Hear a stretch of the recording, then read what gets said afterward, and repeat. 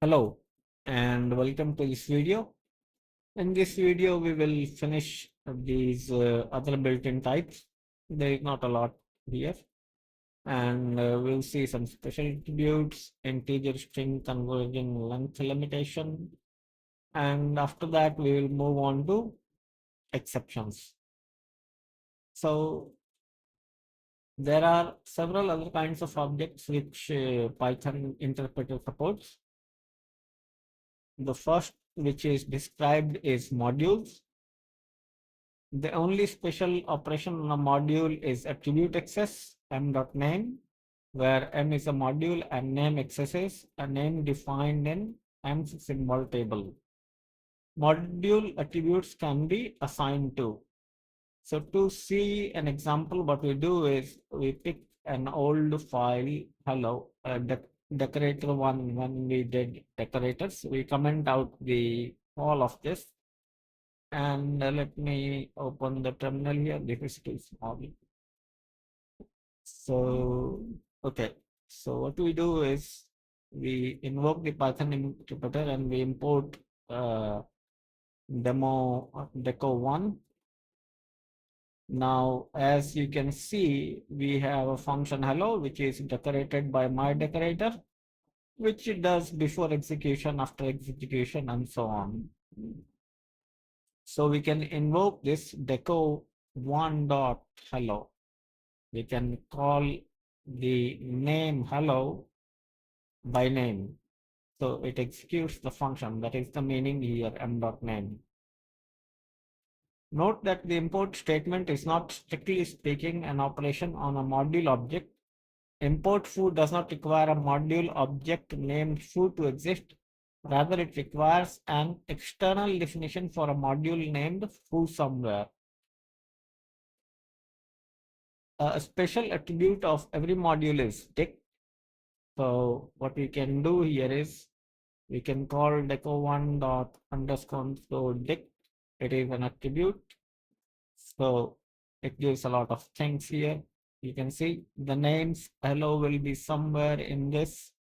Let's see if we can find our decorator hello, our function hello. Let's see. It is too much to read. Okay. Let's see if we can find our hello deco1.py. So the file path is here, and we have loader, we have spec, built-in functions, built-in function variables, chr, compile, vir, dmod, len. It's hard to find this.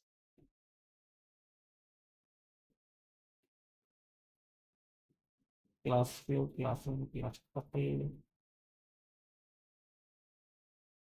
Okay, I can't seem to find our deco1. If you can find, let me know in comments. It's difficult to read this. If it was pretty printed, probably in from I may not have pretty print module. We'll see. Okay, it will be there. So for example, it is not part of built-ins.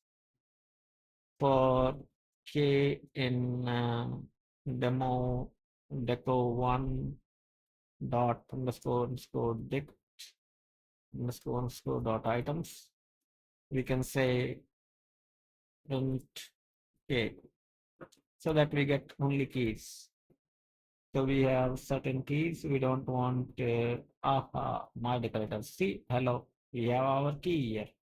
Hello. So you see that the symbols which are defined globally will be part of this. So that was this is the dictionary containing the module symbol table. Modifying this dictionary will actually change the module symbol table, but direct assignment to the underscore dict is attribute is not possible. You can write m dot underscore dict a is equal to 1, which defines m dot a to be 1. but you can't write m.dict is equal to brace. So you can't modify like assign the entire dictionary, but you can add an element. Modules built on interpreter are written like this. Modules is built in. If loaded from a file, they are written as module OS from so and so. There are classes and class instances, which will be covered in class definition. Functions. There are two types of functions. One is built-in and another is user-defined. The only operation which we can perform on a function object is to call it. Okay. Both support the same operation, but the implementation is different, hence different object types. Methods are functions that are called using the attribute notation. That is some object dot function name. So methods, when we say methods, it operates on an object. Okay. There are two flavors built-in methods such as append on lists or class instance methods. Class instance method will be called on a class instance, that is an object. Built-in methods are described with the types that support them. If you access a method or function defined in a class namespace through an instance, you get a special object, a bound method, also called instance method. When called, it will add the self argument to the argument list. Bound methods have two special read-only objects. M dot underscore self underscore is the object on which method operates, and m dot underscore func underscore is the function implementing the method. Calling arg1, arg2, and so on is equivalent to calling m dot func, and the arguments are m dot self, arg1, arg2, arg1. Like function objects, bound method objects support getting arbitrary attributes. However, since method attributes are actually stored on the underlying function object, setting method attributes on bound methods is disallowed. Attempting to set an attribute on a method results in an attribute error being raised. In order to set a method attribute, you need to explicitly set it on the underlying function object. So we have a class C, we have a method which takes self. We create an object, small c, and we see that c dot method dot who am I. If we try to set on the method, then it says that method object has no attribute who am I. But what we can say that c dot method dot func dot who am I, my name is method, then this attribute is set. So if you want to set an attribute, we can set it like this. Next is code objects. Code objects are used by implementation to represent pseudo-compiled executable Python code such as a function body. They differ from function objects because they don't contain a reference to their global execution environment. Code objects are written by the built-in compile function and can be extracted from function objects through their code attribute. We'll see the code module is ever, I don't know. Accessing code ranges and auditing event object.get attribute with arguments subject and code. A code object can be executed or evaluated by passing it instead of source string to the exec and eval. Type objects. Type objects represent the various object types. An object's type is accessed by the built-in function type. There are no special operations on type. The standard module types define names for all standard built-in types. So it is only to get the type, we can't actually operate on. And as far as code objects are there, we really don't use it because it is used by implementation. Although we can call exec and eval, it is not a good practice to call either of these functions in general. There are very special uses when you need to pass a code object to exec and eval. In general, we will not encounter the call to exec or eval. The null object. This object is written by functions that don't explicitly return a value. It supports no special permissions. There is exactly one null object named none. A built-in name type none produces the same singleton. It is written as none. Ellipsis object. This object is commonly used by slicing. It supports no special operations. There is exactly one ellipsis object named ellipsis. A built-in name type ellipsis produces ellipsis singleton. It is written as ellipsis or triple dot. The not implemented object. So objects which are not implemented, those are called not implemented object. There is only one such object. Internal object are stack frame objects, traceback objects, and slice objects. Special attributes. The implementation adds a few special read-only attributes to several objects types where they are relevant. Some of these are not reported by the dir built-in function. The first attribute is name, then we have qualified name, module, doc, and type underscore params. So these are special read-only attributes. In general, not very useful. Now we come to integer string conversion length limitation. C Python has a global limit for converting between int and str to mitigate denial of service attacks. This limit only applies to decimal or other non-power of two number bases. Hexadecimal, octal, and binary conversions are unlimited. The limit can be configured. So suppose you write a program where you convert a string to integer or an integer to string, and assume that this code is open source and part of a web application. Then anybody can, further you assume that we take user input uh, as string and we convert that to integer. What can happen is user can send you gigs of bytes as input. And in that case, the interpreter will take forever to actually convert it. That will cause denial of service. That is, the service will become down. So this value, commonly known as big num, it is set to 640 characters or something, 400, 300, 4300. The lowest limit is 640. Now, when an operation would exceed this limit, a value error is raised. Now we read the documentation further. The int type in C Python is an arbitrary length value stored in binary form. There exists no algorithm that can convert a string to a binary integer or binary integer to string in linear time unless the base is a power of 2. Even the best known algorithms for base 10 have sub-quadratic complexity, converting a large value such as int 1 into 500,000 can take over a second on a fast CPU. Limiting conversion size offers a practical way to avoid CVE 2020-1735. This is basically a bug report or an incident report. If you want, you can go ahead and take a look at it. So here it tells you that this is a flaw was found in Python. Any algorithm with quadratic time complexity using non-binary basis when using int on a string, a system could take 50 milliseconds to parse a string and int string between 100,000 digits and 5 seconds for 1 million digits, and so on. The highest step from this vulnerability is to system availability. That is, the system may become unavailable.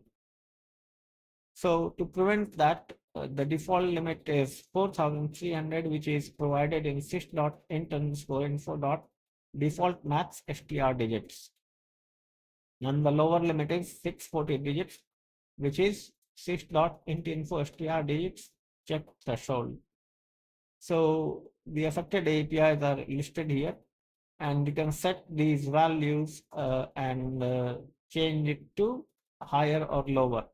So Python int max str digits is 640. Python 3 to set this limit 640, and Python int max str digits to 0 for disabling this.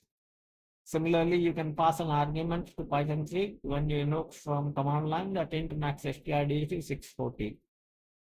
So similarly, you can call these functions as a getter and setter of interpreter wide limit, and so on. So this is compiled in default limit and the lowest accepted value for the limit. So there is a warning also. Setting a low limit can lead to problems. So it depends. So in general, you should not touch this, but the code is given here and you can see what it does. So we will stop here and we will move on to our next topic, built-in exceptions. So if you do not remember exceptions, let me pull the exception code. So for example, we were taking input of a number here. I want you to focus on this code. So suppose we are taking input for a variable x and we say input a number and then we try to convert to int. But if the input cannot be converted to int, it will cause a value error and you will say that is not a number and the while loop repeats. But if the input is integer and we are able to successfully convert it into an integer, we break out of loop. And various other things we have studied when we studied exceptions. Now we will look at the standard library documentation that how exceptions are implemented in Python. In Python, all exceptions must be instances of a class that derives from base exception. In a try statement with an except clause that mentions a particular class, that clause also handles any exception classes derived from the class but not exception classes from which it is derived. Two exception classes that are not related via subclassing are never equivalent even if they have the same name. The built-in exceptions listed in this chapter can be generated by interpreter or built-in functions. Except where mentioned, they have an associated value indicating the detailed cause of the error. This may be a string or a tuple of several items of information, example an error code and a string explaining the code. The associated value is usually passed as argument to the exception class's constructor. User code can raise built-in exceptions. This can be used to test an exception handler or to report an error condition, just like the situation in which the interpreter raises the same exception. But beware that there is nothing to prevent user code from raising an inappropriate error. The built-in exception classes can be subclassed to define new exceptions. Programmers are encouraged to derive new exceptions from the exception class or one of its subclasses, not from base exceptions. More information on defining exception is available in Python tutorial under user-defined exceptions. Now we look at the context of exception. Three attributes on exception objects provide information about the context in which exception was made. The first is context, second is cause, and third is suppress context. When raising a new exception, while another exception is already being handled, the new exception's context attribute is automatically set to the handle exception. An exception may be handled when an except or finally clause or a with statement is used. The implicit exception context can be supplemented with an explicit clause by using from with raise. Raise new exception from original exception. The expression following from must be an exception or none. It will be set as cause or the raised exception. Setting cause also implicitly sets the suppressed context attribute to true, so that using raise new exception from none effectively replaces the old exception with the new one for display purposes. For example, converting key error to attribute error while leaving the old exception available in context for introspection when debugging. The default traceback display code shows these chained exceptions in addition to the traceback for the exception itself. An explicitly chained exception in cause is always shown when present. An implicitly chained exception in context is shown only if cause is none and suppressed context is false. In either case, the exception itself is always shown after the chained exception so that the final line of the traceback always show the last exception that was raised. It will be uh, complex to create an example for this. But when we will deal with something like web application development using a framework like Django or Flask, and an exception comes, then you can see the trace back that how these exceptions have propagated. For now, just try to understand theory. Inheriting from built-in exception. So we already have been told that we should derive new exceptions from the exception class, and we are encouraged to create new exception classes. User code can create subclasses that inherit from an exception type. It is recommended to only subclass one exception type at a time to avoid any possible conflicts between how the bases handle the args attribute, as well as due to possible memory layout incompatibilities. We uh, we have some C Python implementation detail. Most built-in exceptions are implemented in C for efficiency. Some have custom memory layouts, which makes it impossible to create a subclass that inherits from multiple exception types. The memory layout of a type is an implementation detail and might change between Python versions, leading to new conflicts in future. Therefore, it is recommended to avoid subclassing multiple exception types together. So we have some base classes. The first one is a base exception. The base class for all built-in exceptions, it is not meant to be directly inherited by user-defined classes. For that is exception.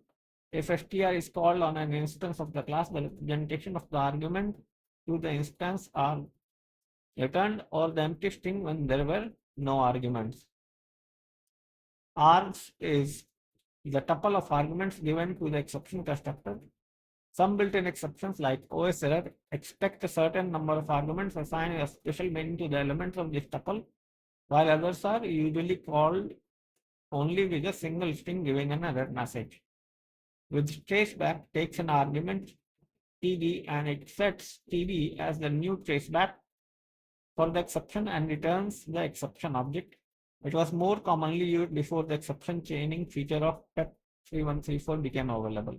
The following example shows how we can convert an instance of some exception into an instance of other exception while preserving the traceback.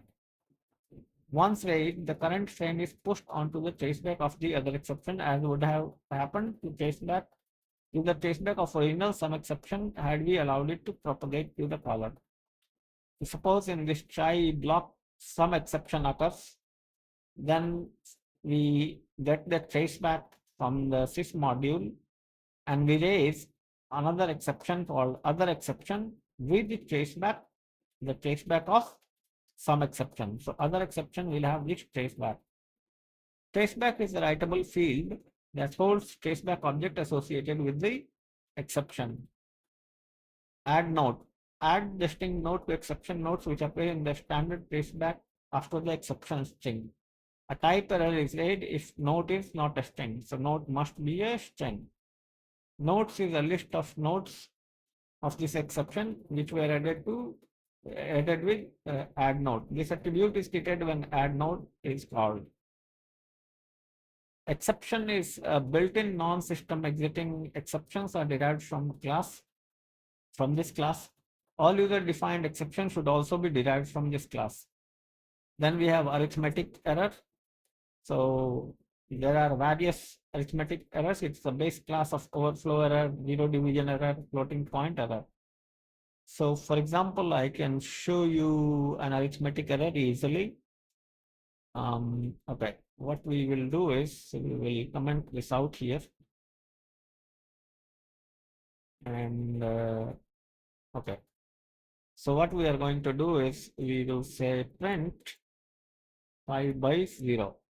This should give us zero division error. Okay, and this is exception.py. So we can say Python exception.py and you say it is zero division error. And this is the message which we have, the string for zero division error.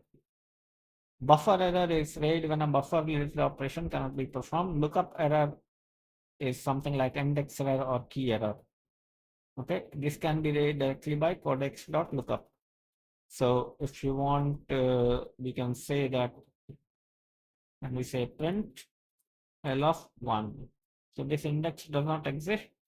We comment this out. This will give us index error. So it is the index error, list index out of range. Now we have some concrete exceptions which are used. So we have an assertion error, which is raised when an assert statement fails. So let's see this also in the picture. So suppose we say assert and we say 2 is equal to 1. Okay. And we run this. So it raises an assertion error. Okay. Attribute error is when we try to reference an attribute or we try to assign to an attribute and the assignment fails. Okay. When an object does not support attribute references or attribute assignments at all, type error is raised. The name and object attribute can be set using keyword arguments to the constructor. When set, they represent the name of the attributes which are attempted to be accessed in object which was accessed for set attribute, respectively. End of file error. It is raised when input function hits an end of file condition without reading any data. Note that the io.io base.read and io.io base.readline method return an empty string when they hit end of file. Floating point error is currently not used. Generator exit is read when a generator or coroutine is closed. It directly inherits from base exception instead of exception since it is technically not an error. Import error is raised when the import statement has trouble trying to load a module. Also read when the form list in form module import something has a name that cannot be found. So to show you this, what we can do is from deco1 import abcd, okay, and we try to run this, we have import error. Module not found error, a subclass of import error which is raised by import when a module could not be located. It is also raised when none is found in sys.modules. So we can change this to import error and it will give us the module not found error. Then we have index error, which we have already seen. Key error is like the list one, where we use an invalid index. But in case of a dictionary, it will be a key. So if the key is not in the dictionary, we will get key error. Keyboard interrupt exception is raised when we hit Control C or delete. In general, it is Control C on Unix systems. This also inherits from base exception and not from exception. Okay, because keyboard interrupt is a special consideration because it can be read at unpredictable points. It may, in some circumstances, leave the running program in an inconsistent state. It is generally best to allow keyboard interrupt to end the program as quickly as possible or avoid raising it entirely. Then we have memory error, raid when an operation runs out of memory, but the situation may still be retrieved by deleting some objects. The associated value is a string indicating what kind of internal operation ran out of memory.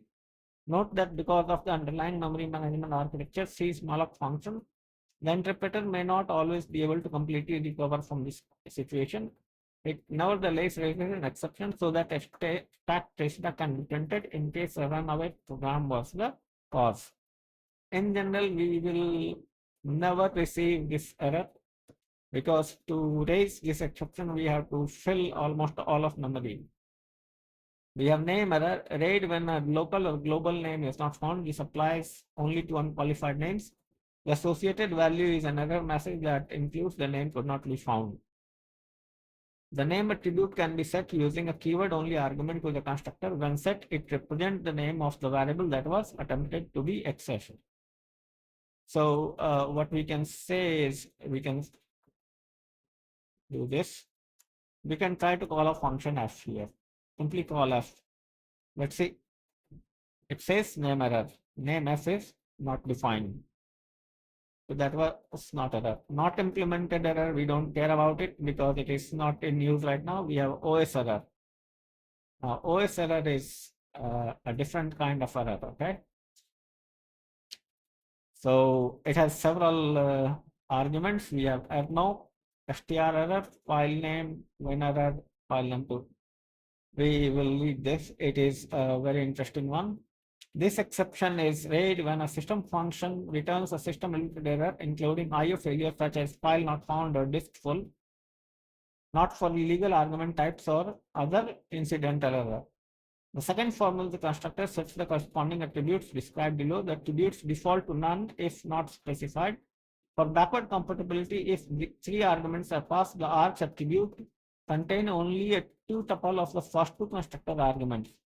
The constructor often actually returns a subclass of OS error as described in OS exceptions below. The particular subclass depends on the final error value. This behavior only occurs when constructing OS error directly or via an alias and is not inherited when subclassing. Erno is a numeric error code from the C variable erno. Erno is basically means error number. So what you can do is you can look at man page of erno. So it is in a header called erno.h and it is part of C library. So the list of error names are given here.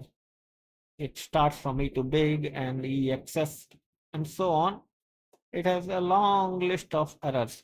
It is basically pointless to actually try to keep this in memory because when the exception is read, you can look at the code and refer to this file and you know which one is being called. So for example, if you click this, okay, it does not give the details of this. Okay. So the actual detail of Erno is in man Erno. Okay. So it gives you the last error. Okay. So to what you can do is we don't have Erno command. We don't have. Okay. So it is part of more utils package. I don't have that installed. Okay. So win error is for Windows error code. It is different than the Unix or Linux code. str error is the corresponding error message. File name and file name 2 are there for exceptions which involve a path like open or unlinked. File name is the file name passed to the function. For functions that involve two file system paths such as os.rename, file 2 corresponds to the second file name passed to the function. Note that in certain cases, the first argument may be a list. For example, when you are copying, you can copy several files to one destination and so on. Then we have overflow error. It is raised when the result of an arithmetic operation is too large to be represented. This cannot occur for integers, which would rather raise memory error than give up. However, for historical regions, overflow error is sometimes raised for integers and are outside a required range. Because of the lack of standardization of floating point exception handling in C, most floating point operations are not checked. So similarly, we have lots of errors here to go through. So I think I'll stop here at overflow error. And when we resume tomorrow, a day after tomorrow, we will look after recursion error. So we have covered about 40% of exceptions, and in the next video, I will complete all the errors. Maybe I can try to show you some of the errors here. For example, open, okay? So with open, let's say we give it something which does not exist as f data is equal to f dot read. So this open should raise an exception. Okay, maybe OS error or file not found error. We'll see. So we raise this. It says file not found error. Now, if you look here, this tells error2, no such file or directory. Now, if we look at man of erno and we look at erno2, then it is error number for ENT, error not exist or something like that. I don't know. So if you want to see this no ENT, then we have this. No such file or directory. Typically, these are the results when a specified path name does not exist. So I tried to open sbcdjg. This file does not exist in current folder. So we have the error 2. So similarly, some of these OS errors can be easily created, but others can be difficult or complicated or outright impossible to create. Okay, just like this memory error, it's very difficult to create this unless you want to consume all your memory on the operating system. This exception just won't come. So it's not that it is impossible to create, but it is dangerous. Okay, it may freeze your entire system. One of the things which could be possibly is doing object creation in an infinite loop and not really letting those objects go out of scope. Um, one of the ways to do would be you create a list, okay? And what you do is you have some text file, abcd.txt, and you fill in one line in that abcd.txt, you read the data, and then you say l.append, and you put in data there, okay?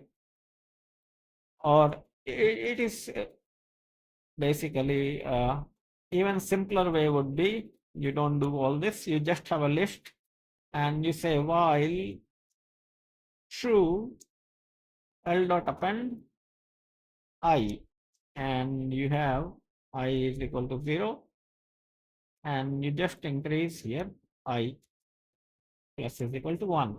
So this will go on generating integers and appending to the list. So eventually this will consume all the memory available in your system and it will cause memory error. I'm not going to run this to show you this. If you are feeling adventurous, you can do it. Okay. I have done this kind of thing when I was young. I'm no longer that kind of reckless person. I will not run this code. I will probably never run this code. Okay. So I hope that you have enjoyed this video and found it useful.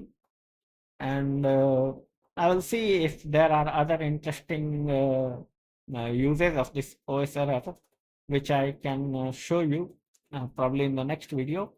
So we will resume at recursion error day after tomorrow. So thanks a lot for watching. Happy programming.